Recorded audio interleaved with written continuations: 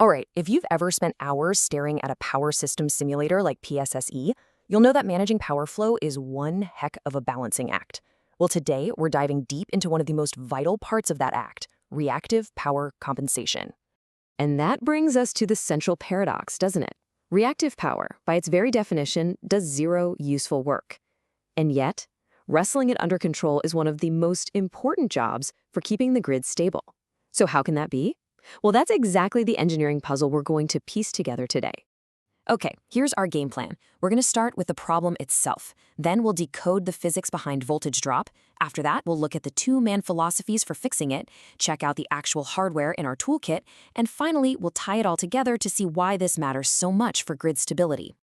Right then, let's get straight to the heart of it, the reactive power problem. And you know, this isn't some small quirk we can just engineer around. No, it's a fundamental reality of any AC power network, and it's something that needs our constant attention. The bottom line is this. As soon as you build a big AC network, you've got reactive power. It just comes with the territory. There's no escaping it. So the real challenge for us as engineers isn't about getting rid of it, but about taming it, controlling it, to make sure our system voltage stays within very tight, safe limits. Because if we get this wrong, the consequences can be disastrous. So what's the payoff for all this effort? Well, it really boils down to two massive goals. First, by managing reactive power properly, we can actually squeeze more real power, the useful stuff that actually powers things, down the exact same transmission lines. And second, and this is the really big one, it's our number one weapon for maintaining voltage stability and preventing a catastrophic voltage collapse. Okay, so we've covered the why. Now let's get our hands dirty with the how.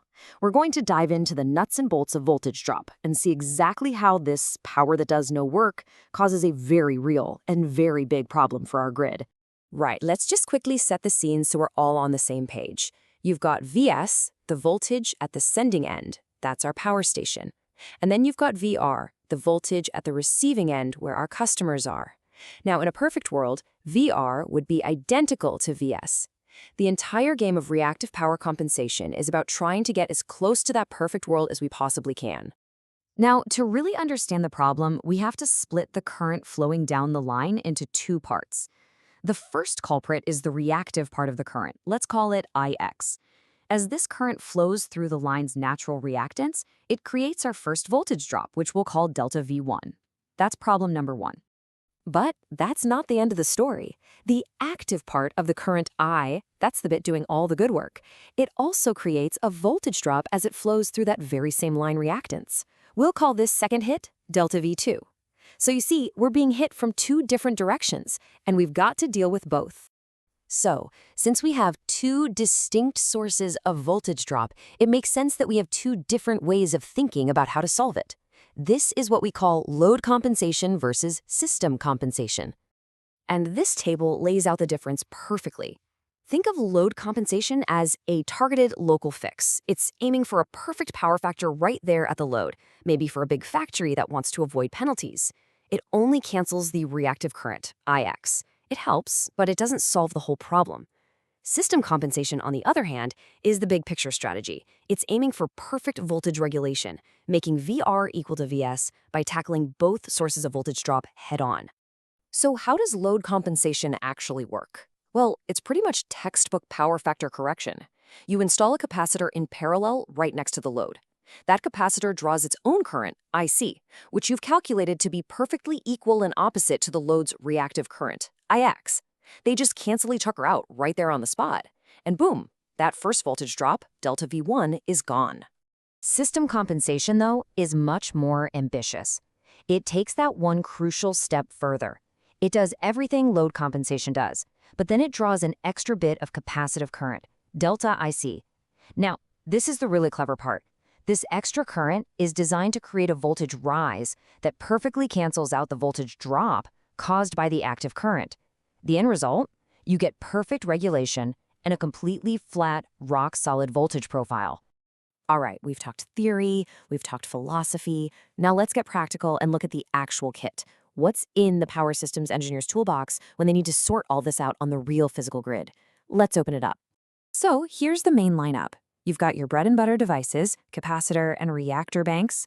Then you've got the high-tech, fast-acting stuff like static VAR compensators or SVCs and synchronous condensers. And of course, you have the slow, steady, mechanical workhorse, the load-tap changing transformer. Each one of these has a specific job, and knowing when to use which is absolutely key to running meaningful power system studies. Let's kick off with series capacitors. As the name suggests, you connect these directly in line, in series with the transmission wire itself. In a load flow study, their job is beautiful in its simplicity. They just reduce the line's series reactance, X. And as we all know from our power angle curves, reducing X has a massive, direct impact on how much power you can physically push down that line. Now, shunt devices are different. They're connected between the line and the ground, and they're really two sides of the same coin. You have shunt capacitors, which you put near a load to inject MVARs and prop up the voltage. And then you have shunt reactors, which do the exact opposite. They soak up excess MVARs to stop the voltage from getting too high. This is the classic fix for the Ferranti effect on those long, lightly loaded high-voltage lines. But what happens when you need speed? What happens when you need to react in milliseconds, not minutes? Well, that's where SVCs come in. The key word is dynamic. Unlike a clunky mechanical switch, an SVC uses power electronics for incredibly fast, smooth, and continuous control of reactive power. You know, when you're running a transient stability simulation, modeling your SVCs properly is everything. The response can literally be the difference between the grid riding through a fault or collapsing. And then you have these absolute beasts, synchronous condensers. We're talking about big, heavy, spinning machines. And this quote gets right to their superpower. When a fault happens and the grid voltage tanks, a capacitor's output just disappears. But a synchron, it uses its own physical inertia to power through, holding up its output or even increasing it. It provides that critical voltage support when you need it most. It's a real fighter. And finally, we have the old reliable, the LTC transformer. Think of this as the slow, steady hand on the controls. It physically changes the transformer's winding ratio to tweak the voltage. It's brilliant for managing the slow, predictable ebbs and flows of daily load. But ask it to respond to a sudden fault? Not a chance. It's a mechanical device, and you can only ask it to tap up or down a few times a day before you have to worry about wear and tear. Okay, so we've journeyed all the way from the physics down to the hardware. Now let's pull back up to 30,000 feet and really hammer home why mastering all of this is absolutely non-negotiable for anyone involved with a modern power grid. So let's just boil it all down. Reactive power compensation isn't a nice to have. It's absolutely essential to keep the lights on. It lets us get more bang for our buck out of the wires we've already built. It's our front line of defense against voltage instability and blackouts. And as we've seen, we've got an amazing, diverse toolkit to get the job done. And that really leaves us with a big question for the future, doesn't it? With so many intermittent renewables and unpredictable new loads coming online, the grid is more dynamic and chaotic than ever before. So the real challenge for us, for the next generation of engineers, is how do we conduct this orchestra of slow mechanical devices and lightning-fast electronics to create a control system that can guarantee rock-solid stability no matter what the grid throws at it? That's the puzzle we all need to solve. Thanks for tuning in.